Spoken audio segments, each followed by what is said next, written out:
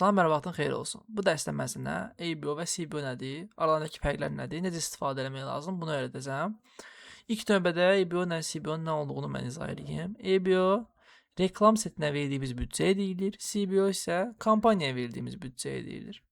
Yəni belə şəkil üzərindən izah edeyim. Yəni kampaniyamız var, məsələn mesaj, profil ziyarəti və s. satış.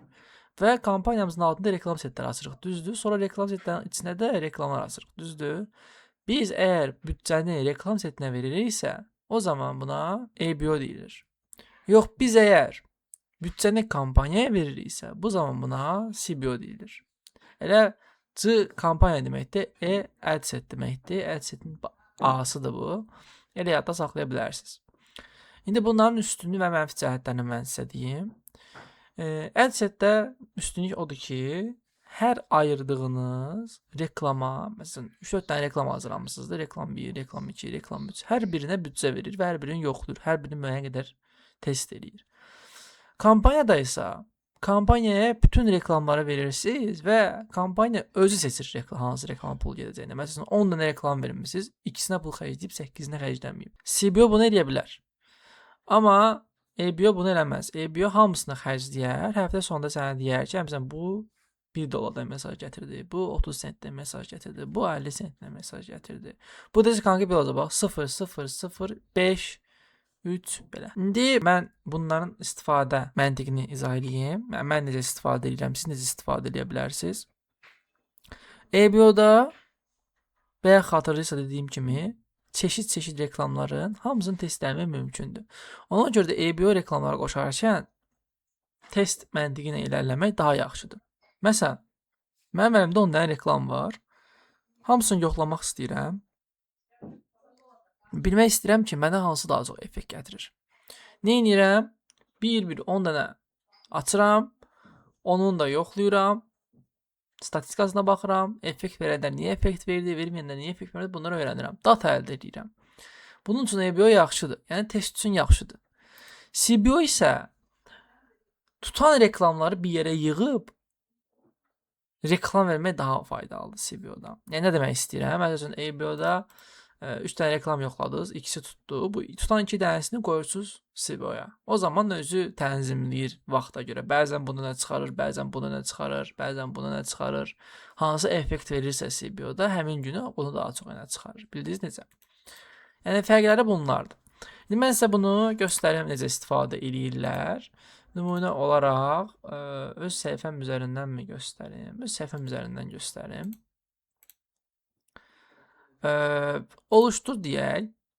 Oluştur deyəndən sonra etkiləşmə daxil oluruq. İndi nədir sizin məqsədiniz? Seçdik. Burada bunu da eləmək olar. Bu arada ABO gedir. Üzr istəyirəm, CBO gedir. Yəni kampaniyaya veririk burada büdcəni. Manueldə isə ABO-ya vermiş oluruq. Bu arada bunda da olur CBO. Yəni bunda da kampaniyaya vermək olur, amma bunda sırf kampaniyaya verirlər.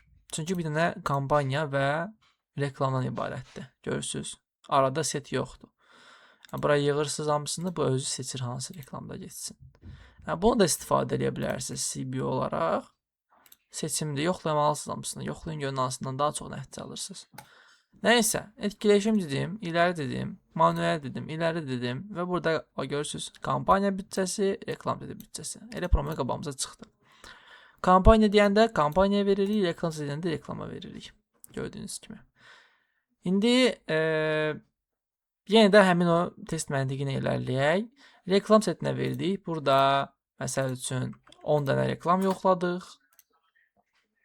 10 dənə reklam yoxladıq. Hərəsinə verdik məsəl üçün $2 reklam və bir həftə getdi, 3 gün getdi, 4 gün getdi. Tamamilə sizin strategiyanızdan asılıdır. Və nəticələrə baxanda görürük ki, bundan və bundan daha çox effekt aldıq, amma digərlərindən effekt almadıq. Nə edirik? Bunların hamısını bağlayırıq.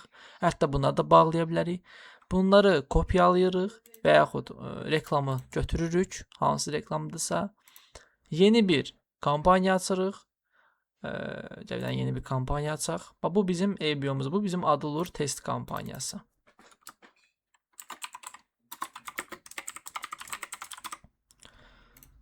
Bir də bunun tutan kampaniya deyə də ayırırıq. Bu isə bizim tutan kampanyamızdır.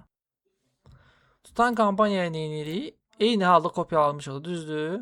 Bu dəfə buradan bunu yayınlamazdan öncə gəlirik, buradan kampaniya büdcəsi deyirik və bura bütün büdcəni daxil edirik. Məsələn, 10 dollar, 20 dollar, fərq yoxdur. Sizin gündəlik büdcənizdən asılıdır. Bu reklamları yoxlamışıq, effekt verib, bəyənmişik, satışları normaldır. Bunları veririk CBO-ya, yəni kampaniya büdcəsinə və deyirik, böyüdükcə böyüyə özün bilərsən. CBO-da 2 dənə strategiyamız var. Ya reklam setlərini belə yığacaqsınız. Məsələn, bunları da ki sildik. Buna tutmamışdı da. Bunları silək. Buna tutmamışdı, düzdür? Bu 4 dənəsi tutmuşdu. Bunlar olduğu kimi qalır. Hə, özləri bölür, yəni hansı reklam setində getsin. Bir dənə də strategiya var. O da deyir ki, bunun içində bir dənə kampaniya açırıq. Daha sonra bunun içində bir dənə reklam seti açırıq və reklam setinin içinə bütün reklamları yığırıq. Yəni buraya yığırıq hamısını, tutan reklamları. Bu da bir strategiyadır. Mən sizə tövsiyə edirəm, ikisini də yoxlayın. Belə eləyəndə daha çox bölüşdürmə ehtimalı var kampaniyalar, reklam setlərinin arasında. Amma belə eləyəndə konkret olaraq, yəni aqressiv formada ayırır. Məsəl üçün 10 dollar büdcəmiz varsa, məsələn belə olanda bir də görürsən 4-5 dollar buna xərcləyir, 200 dollar buna xərcləyir, 1 dollar buna, 2 dollar buna xərcləyir. Amma belə olanda aqressiv olur. Yəni nə bilim 9 dollar buna xərcləyir, 90 sent buna xərcləyir, 10 sent buna xərcləyir. Bildiniz necə? Hər ikisi effektivdir.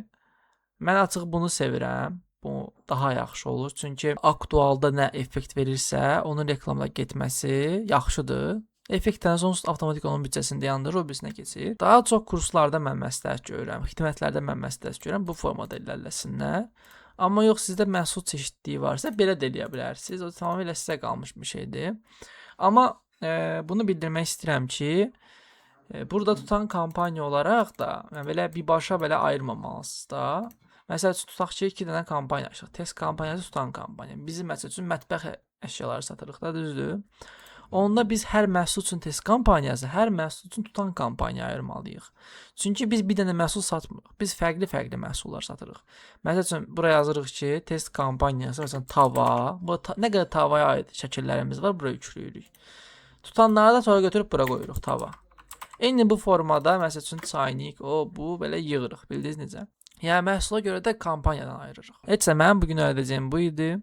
Sən artıq bilirsən CBO nədir, EBO nədir və bundan istifadə edərək necə reklamlarını idarə edə bilərsən, necə daha effektiv idarə edə bilərsən. Mən promo demədim ki, hə bu işə, bu işə sağ olun. Özün fikirləşən olacaq. Yox. Göstərdim, məntiqini izah elədim artıq. Bunlardan necə istifadə edəcəyiniz tamamilə sizə qalmış bir şeydir. Özünüzə yaxşı baxın. Növbəti dərsdə görüşərik. Sağ olun, salamat qalın.